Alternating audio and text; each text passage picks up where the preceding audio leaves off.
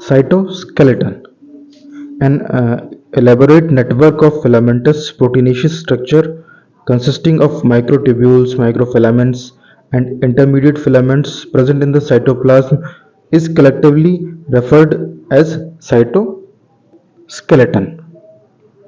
सो cell के अंदर जो फिलामेंटस यानी फिलामेंट के फॉर्म में और मेड अप ऑफ प्रोटीन, जो प्रोटीन से बनता है, एक स्ट्रक्चर होता है। इसमें माइक्रोट्यूब्यूल्स होते हैं, माइक्रोफिलामेंट्स होते हैं और कुछ इंटरमीडिएट फिलामेंट्स भी होते हैं। इनके कलेक्टिव जो एक स्ट्रक्चर बनता है that is called cytoskeleton. Filamentous है, प्रोटीनेशियस स्ट्रक्चर है और जो माइक्रोट्यूब्यूल्स के फॉर्म में है या माइक्रोफिलामेंट्स के फॉर्म में है या फिर इंटरमीडिएट फिलामेंट्स के फॉर्म में है और जो कलेक्टिवली इसको हम साइटोस्केलेटन बोलते हैं। The cytoskeleton in a cell are involved in many functions such as mechanical support, motility, maintenance of the shape of the cell. तो जो इसका बेसिक जो सबसे इंपॉर्टेंट फंक्शन है that is it provide mechanical support, motility and maintenance to the shape of the cell. ये जो cell का shape है, we have studied earlier that cells have different shapes. कुछ स्फेरिकल होती हैं, कुछ फ्लैटेंड होती हैं, कुछ कॉलमनर होती हैं, क्यूबॉइडल होती हैं। तो ये जो डिफरेंट शेप्स हैं, इनको मेंटेन करने में साइटोस्केलेटन का इंपॉर्टेंट रोल होता है।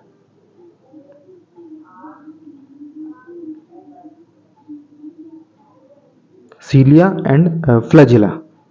Cilia and flagella, they are hair-like outgrowths of the cell membrane. So basically cilia और flagella क्या है? ये सेल मेम्ब्रेन के जो है उसी के डेरिवेटिव्स हैं, उसी से ही बनते हैं।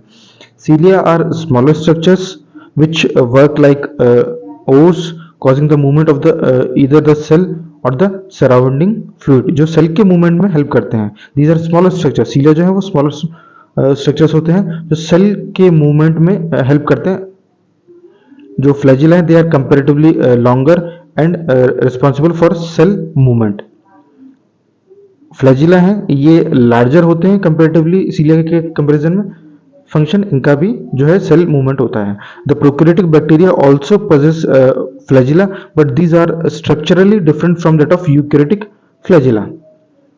प्रोकैरियोटिक जो बैक्टीरिया हैं वो they also have flagella, but जो प्रोकैरियोटिक बैक्टीरिया में जो फ्लैजिला है they are different from the eukaryotic flagella in terms of structure. इनका जो स्ट्रक्चर है वो डिफरेंट है, फंक्शन तो सब में सेम ही है, that is movement of the cell. The electron microscope study of cilium और the flagellum show that they are covered with plasma membrane. Plasma membrane यहाँ पे भी प्रेजेंट है। इट कवर्स दीज स्ट्रक्चर्स जो हमने अभी देखे, जो माइक्रोफिलामेंट्स हैं, इंटरमीडिएट फिलामेंट्स हैं, माइक्रोट्यूब्यूल्स हैं, उनसे जो सीलिया और फ्लैजिला बन रहे हैं उनको भी एक जो स्ट्रक्चर है वो कवर करता है, that is plasma membrane. Their core called the axoneme, जो core structure that is called axoneme which possess a number of microtubules running parallel to the long axis। Long axis में बहुत सारे microtubules जो होते हैं वो प्रेजेंट होते हैं and this core structure is called axoneme. The axoneme usually has 9 doublets of radially arranged peripheral microtubules and a pair of centrally located microtubules. Such an arrangement of exonemal microtubule is referred to as 9+2 array। इसको हम यहाँ पे अगर हम देखें तो ये जो एक्सोनिम का स्ट्रक्चर है, इनसाइड देयर आर 2 ट्यूब्यूल्स, बाहर की तरफ these are 9 doublets.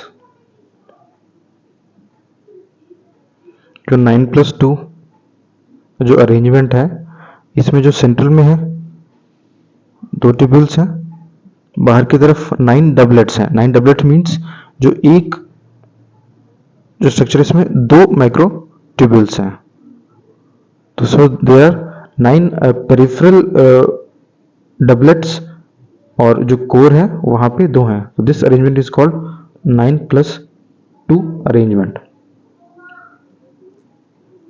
The central tubule are connected by bridges and is enclosed by central sheath। जो central जो tubules हैं, these central tubules are connected by a sheath। which is connected to one of the tubules of the each peripheral doublets by a radial spoke। जो बाहर की तरफ जो हमने 9 doublets देखे हैं, जो सेंट्रल ट्यूब्यूल्स हैं वो उससे भी कनेक्टेड होती हैं by the help of radial spoke। Thus there are 9 radial spokes। so जैसे बाहर की तरफ जो 9 doublets थे, so उसी तरीके से 9 radial spokes होंगे।